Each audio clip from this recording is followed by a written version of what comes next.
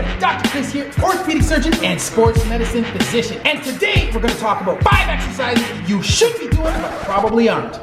Now some of these exercises you may not have seen before, but I think these are an important part of any fitness routine. If you're new to the channel, be sure to subscribe and hit the notification bell, because like, what else would you be doing?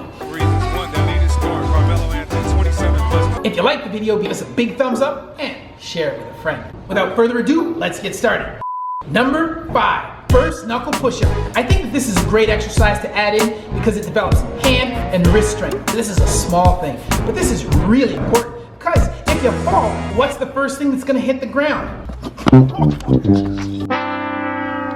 There are a number of variations for this exercise. When just starting out, you can perform this exercise against the wall. Be sure to spread your fingers out wide with the index or pointer fingers angled straight ahead. Also, be sure to keep the elbows locked throughout this movement. Drive your shoulders as far forward as possible by protracting your scapula. Push the wall or the floor away from your body so that your hands are elevated off the surface. Push through the index finger as hard as possible to elevate your palms off the ground or off the wall. When performing this exercise on the floor, be sure to keep the shoulders stacked directly over top of the hands. For less difficulty, bring the knees closer to the hands. For more difficulty, bring the knees further away from the hands. Number 4, scat pull-ups. I love scat pull-ups because they develop periscapular strength and scapular control. After all, the scapula is the stage upon which your shoulder performs. In the end, without scapular mobility, your shoulders will suffer and you will be more prone to shoulder injuries and degenerative problems. And if you want your shoulder to work right, you really need to have a good foundation. As with all of these exercises, there are a number of variations which increase or decrease the difficulty level. For the scat pull-up, start first with a dead hang. Grip the bar overhead and be sure to keep the elbows locked. Engage the core and keep the body tight throughout this movement. Remember that this is an exercise for your scapula, so be sure to keep your arms locked during the entire movement.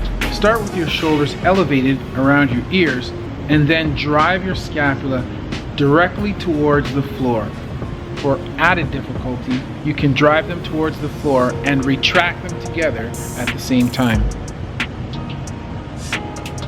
Number 3, the frog hop. I love the frog hop because it is a whole body exercise. It develops hip, knee, and ankle mobility and gluteal, quadricep, and lower extremity strength. It also develops upper body pushing strength and thoracic and lumbar strength. And of course, it works those wrists as well. And last but not least, it taps into our primal self and injects a little bit of fun into our workout routine. For the frog hop, start with a good squat position.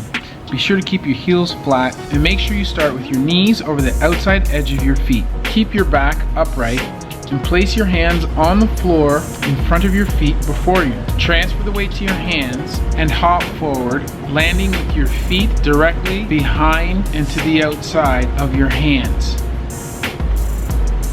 Number 2, the shrimp squat. The shrimp squat is a great exercise for single leg strength. It reveals side-to-side strength differences and areas of weakness in each leg.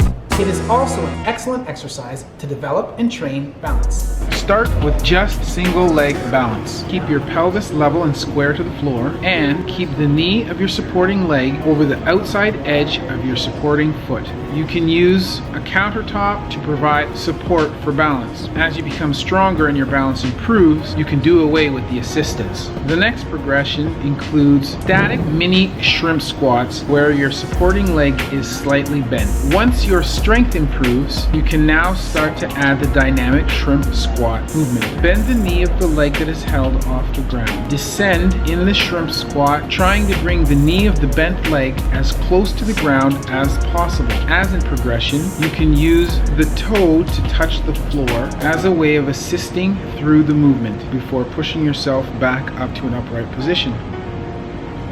If you want to know more about how to perform the squat, the shrimp squat, or other squat variations, check out our other video on bodyweight squat.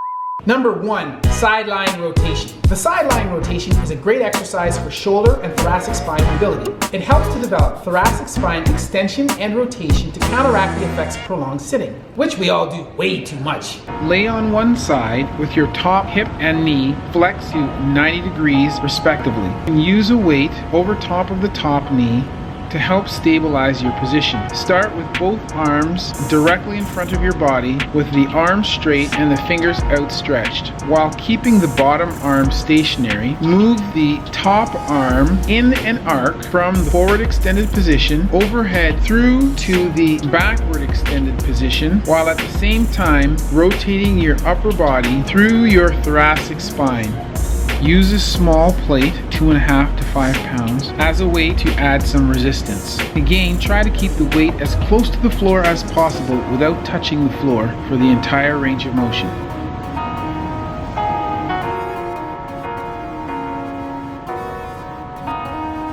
And as a bonus, I'm gonna give you one more.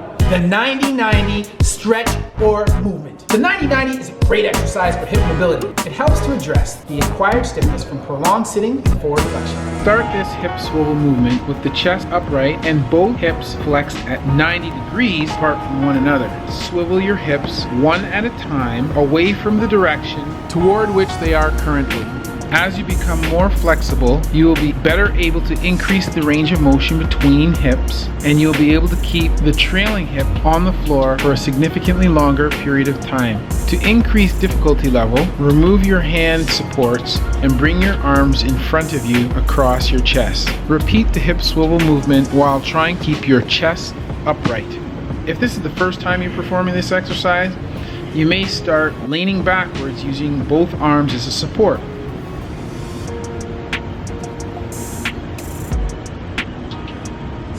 If you're new to fitness and you just want to know more about how to get into working out, check out our other video on workout tips for beginners. So there you have it, 5 exercises you should be doing but probably aren't. And as always, that's been the word for Dr. Chris, not your everyday ortho.